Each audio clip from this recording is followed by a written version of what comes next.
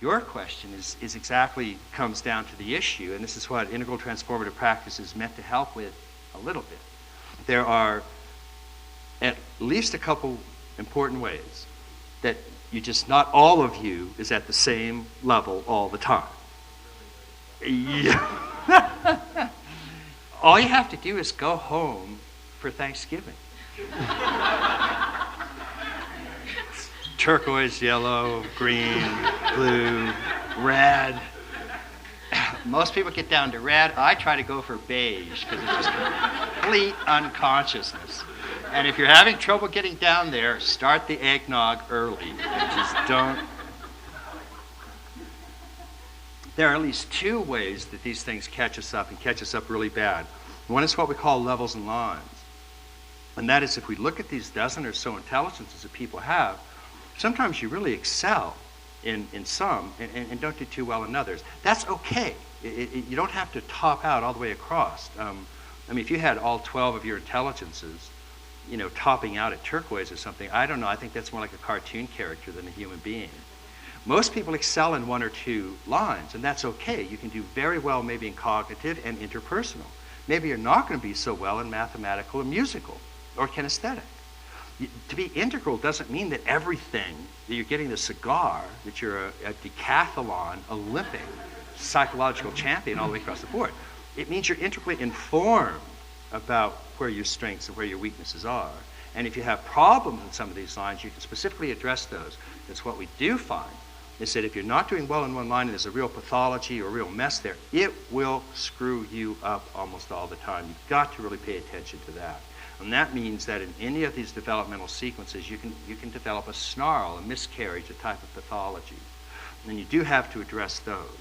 And one of the most common, we'll talk about just as yourself develops, what often happens, we use the 7 chakras as an example of a developmental sequence, seven stages or levels. As an infant, your oral anal stage, so you're the first chakra, material, you're one with the material world. You're all mouth and the world is all food. A lot of people interpret that as being one with God. But it's God in its material mode, let's put it that way. And then you start to develop towards the second chakra, and then that's more the libidinal, emotional, sexual feeling chakra. So you're no longer merely identified with matter. Now you're identified with the feeling aspect, and that's particularly in ages 3 to 5 develops that particularly strongly. And if all goes well there, of course it doesn't, so we're going to come back to that, then you develop to the third chakra, which is the beginning of power, intentionality, in a good sense, which means you're developing your unique capacity to have desires. Once that tends to develop, it still tends to be, in a sense, egocentric, not necessarily pathologically, it just means it's still kind of self-centered.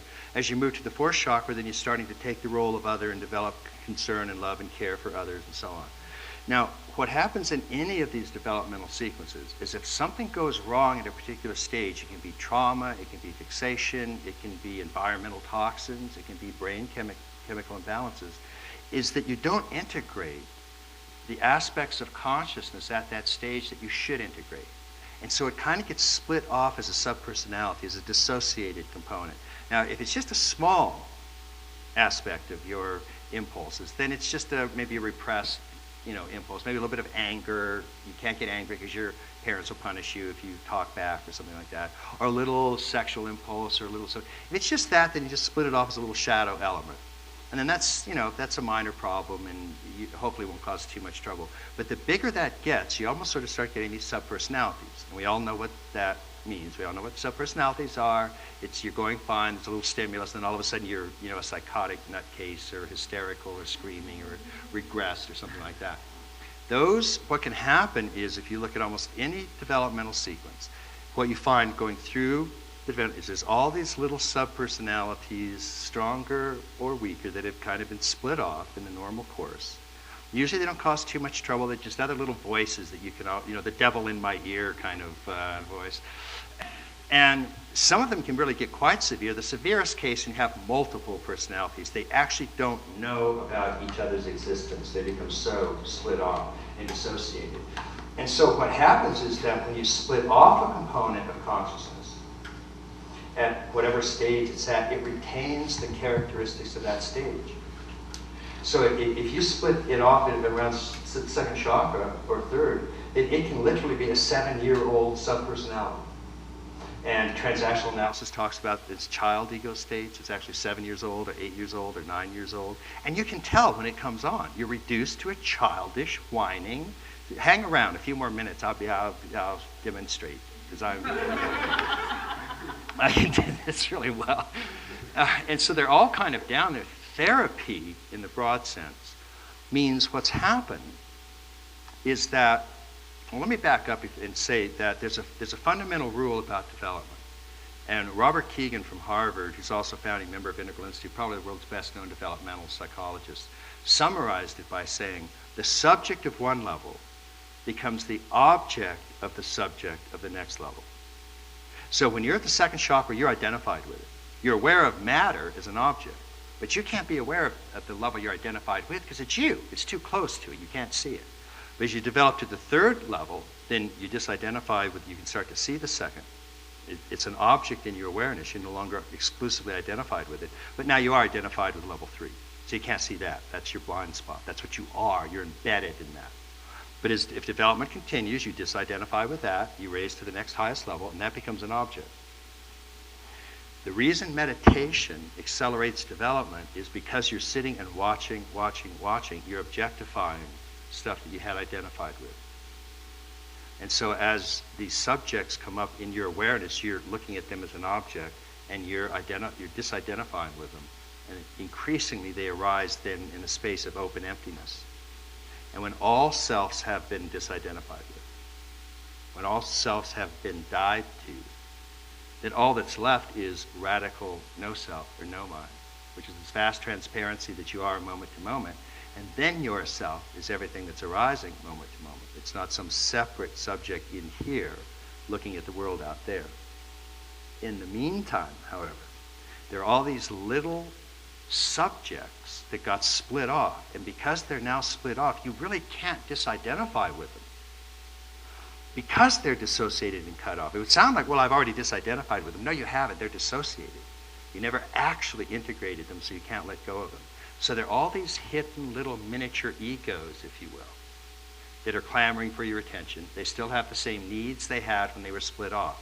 So you have a subpersonality that had the needs it had when it was 3 years old. If you have a really horrible oral fixation, it could be a 6-month-old.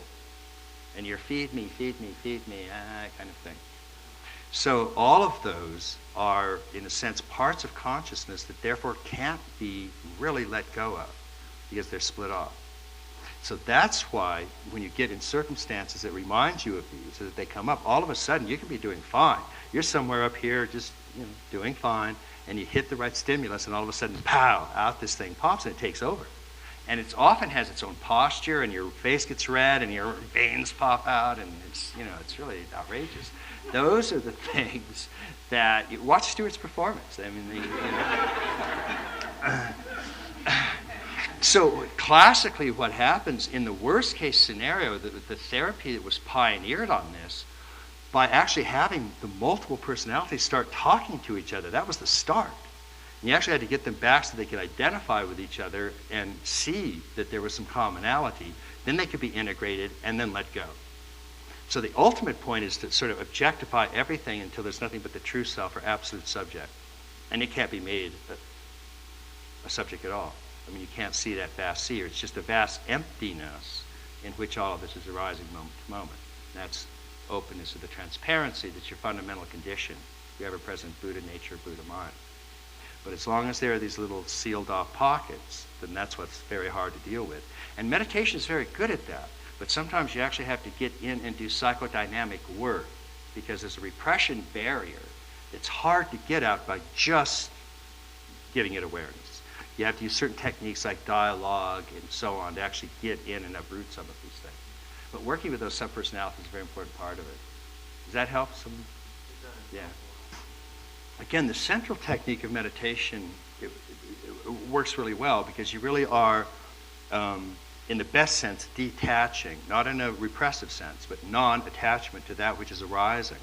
And particularly if you have to sit in shikantaza, you can't act on impulses as they come up, So those subjective impulses, you force them to become object. And therefore you transcend them. Therefore you disidentify with them. And therefore they no longer have a hold of that aspect of your awareness that should be free to embrace everything that's arrived.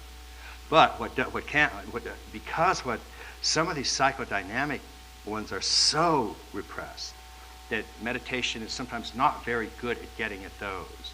And so the people that tend to succeed in meditation are ones that either their subpersonalities are cooperating, or there's something in it for them, or they're relatively minor, and people then do very well with that. But we lose a lot of people that meditation could really, really, really help, because the psychodynamic noise is so loud they can't practice very well.